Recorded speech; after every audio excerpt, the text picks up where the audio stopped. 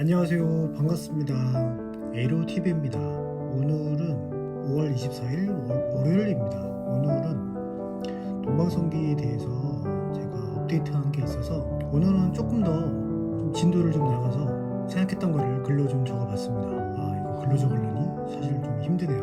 먼저 하나씩 알아보면 동방성기는 자산이 한 320억 되는 회사이고 부채가 46억, 상당히 이제 부채 비율이 매우 낮은 그런 회사입니다. 그리고 아시다시피 이 회사는 4년 연속 영업 적자를 기록을 했고요. 그로 인해서 지금 관리 종목으로 지정된 상태입니다. 영업이익이 개별로 5년 연속 적자이면 상패 심사 대상에 들어갑니다. 그 상패를 당할 수가 있죠. 그래서 지금 4년 차에 주가가 폭락을 한 상태이고요. 동방성기는 파이프 수프를 만드는 회사이고요. 이 사진처럼 이렇게 생긴 거를 만들고 있습니다.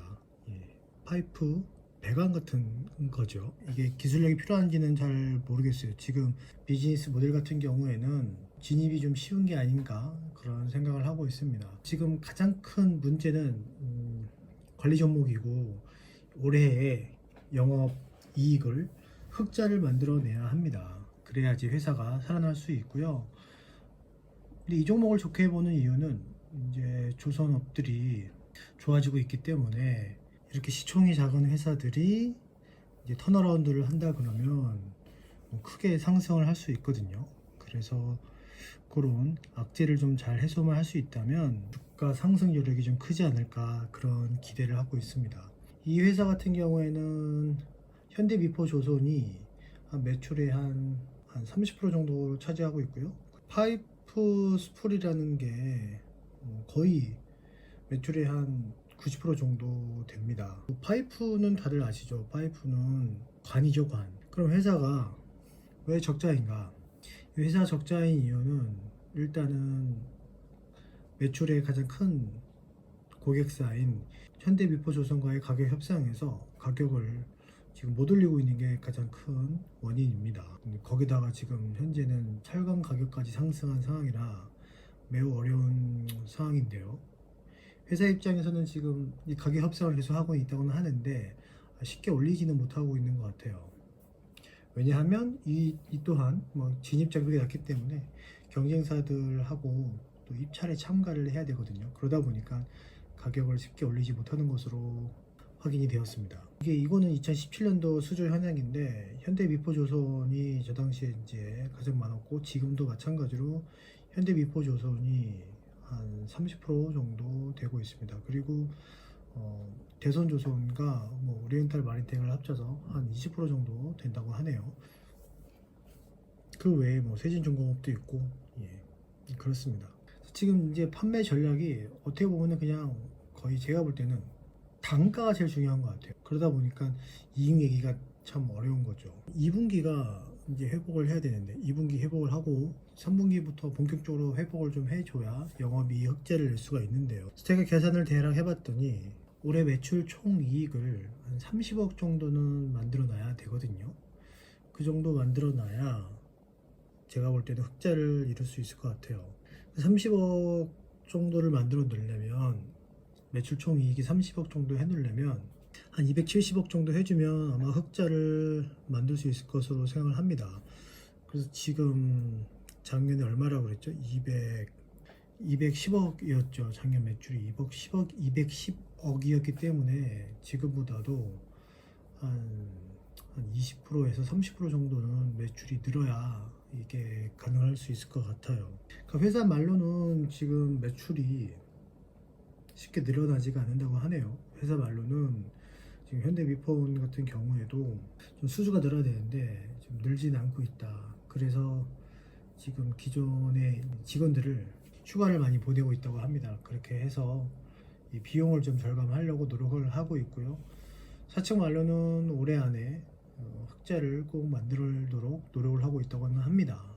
한번 2분기 실적까지 한번 봐야 될 것 같아요. 제가 그나마 좋게 보는 거는 현대미포조선이 최근 도크가 가득 찼거든요. 그래서 현대미포조선은 지금 발주가 2년 반치를 넘겼습니다. 그러다 보니까 이제 새로 받는 것들은 좀 비싸게 받을 수 있겠죠. 지금까지는 좀 가격을 좀 낮게 줬지만 한 내년 내후년도부터는 조금 더 좋은 가격을 줄 수 있지 않을까, 그런 좀 기대를 하고 있습니다. 현대 위포 수주가 동사의 제품 수주로 이어지는 기간이 한 1년 정도 되기 때문에 수주가 꽉 찼다 그러면 1년 뒤에는 동방성기도 발주 물량이 좀 늘어날 수 있지 않을까 기대를 해봅니다. 그렇게 된다면 2022년부터 본격적으로 아마 실적 개선이 이루어지지 않을까 싶은데, 과연 2021년 살아남을 수 있을지.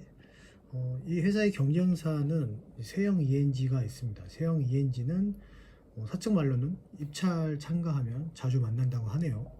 그래서 세형 ENG도 보시면 여기 거의 비슷하죠.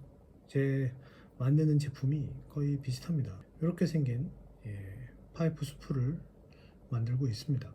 세형 ENG 같은 경우에는 자산이 동방성기보다 좀 작고 부채도도 높은데, 이 회사 같은 경우는 오히려 매출은 동방성기보다 조금 높았고요. 이익도, 영업이익도 흑자를, 작지만 한 8억 정도 흑자를 만들어냈습니다. 그래서 이런 거 보면 동방성기가 못할 이유가 없을 것 같은데 왜 이렇게 적자를 내서 불안하게 하는지. 물론 그것 때문에 주가가 하락을 해서 기회가 생긴 거긴 하지만 못할 것 같진 않다라는 생각을 합니다. 그리고 또 다른 업체로 성광이라는 업체가 있는데 이 회사도 뭐 이런 파이프를 만들고 있거든요. 그래서 이 회사 같은 경우에도 이제 동방성기와 사업 영역이 비슷한데 한 3년간 적자를 내다가 작년에 턴어라운드를 했거든요. 한 8억 정도. 예. 그래서 제가 볼 때는 동방성기도 좀 괜찮지 않을까 그런 기대를 합니다. 예. 이런 업체들도 안 좋았다가 살아났으니까 동방성기도 좀 시차를 두고 좋아지지 않을까.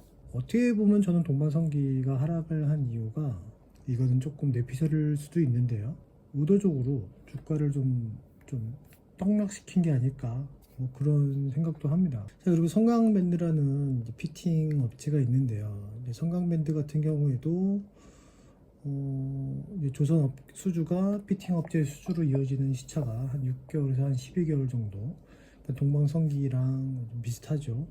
피팅 업체들 같은 경우에도 지금 조선업계 수주가 아주 좋아졌기 때문에 아마 3분기부터 실적이 좋아질 것 같다라는 애널리스트의 레포트가 있었습니다. 그래서 동방성기는 비록 애널리스트 레포트는 없지만 이 조선 업체들 수주가 좋아지고 있기 때문에 아마 3분기부터는 좀 동방성기 또한 좋아지지 않을까, 그런 생각입니다.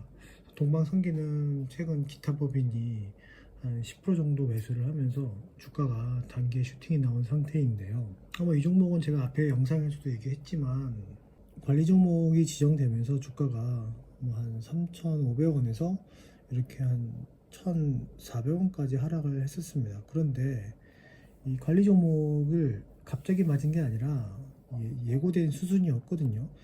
작년에 보시면 3분기까지 적자가 11억이었어요. 그런데 그때가 이제 벌써 3년 동안이었기 때문에, 그러니까 4년 차에도 3분기까지 봐서는 적자가 11억이었다. 즉 4분기에 대대적인 흑자가 나오지 않으면 뭐 적자는 피할 수가 없는 상황이었던 것이죠. 4분기 또한 적자가 나왔고 회사가 이제 관리 종목이 됐는데, 관리 종목이 당연히 될 수밖에 없는 종목을 관리 종목이 됐다는 뉴스 하나만으로 주가가 폭락을 한 것입니다. 많은 분들이, 투자자분들이 재무제표를 보지 않았다는 얘기고, 아마 관리 종목 지정되면서 뉴스들이 또 자극적으로 썼겠죠. 예, 뭐 상장 폐지된다 이런 무서운 얘기를 썼으니까 아마 투자자분들이 놀라서 던진 것 같은데, 결과적으로 보면은 악재는 이미 반영이 되었고 올해에 흑자를 만들어낸다면 아마도 제가 볼 때는 한 3,500원까지는 무난하게 올라갈 것 같고요. 그리고 나서도 조선 업황 턴어라운드 할 때 같이 슈퍼사이클에 동참한다면 한 만원 이상까지도 갈 수 있지 않냐, 그런 생각입니다. 만원뿐만 아니라 더 갈 수도 있을 것 같은데 그거는 이제 좀 상황을 좀 봐야겠죠. 세 줄 정리를 한다면 조선 기자재 업체들은 최악의 상황은 아닌 것 같다. 동방성기만 안 좋았는데 이거는 제가 다음에 한번 기회가 된다면 머니게임 관점에서 한번 설명을 해볼게요. 그 주식이라는 게 늘 대주주만 배불리는 일이 좀 종종 있거든요. 그래서 그런 뇌피셜 개념에서 한번 얘기를 해보고요. 두 번째는 2022년 내년부터는 사측 말로는 한 매출 한 300억까지도 기대를 한다. 그래서 제가 보니까 매출 한 300억 한다 그러면 영업이익이 한 30억 정도 나올 수 있을 것 같습니다. 본격적인 턴어라운드가 되는 것이죠. 그리고 현재 동방성기는 비용 절감을 통해서 흑자를 만들기 위해 꽤 노력 중입니다. 지금은 작년과 비슷한 트랙으로 갈 수 있을 것 같으나 아마 하반기부터는 좀 좋아지지 않을까 하는 기대감이 있습니다. 이상으로 동방성기에 대해서 간략하게 알아봤고요. 또 너무 간략한가요? 예. 기회가 된다면 좀 더 내용을 좀 살을 붙여서 업로드를 해보도록 하겠습니다. 시청해주신 여러분 구독과 좋아요 부탁드리겠습니다. 감사합니다.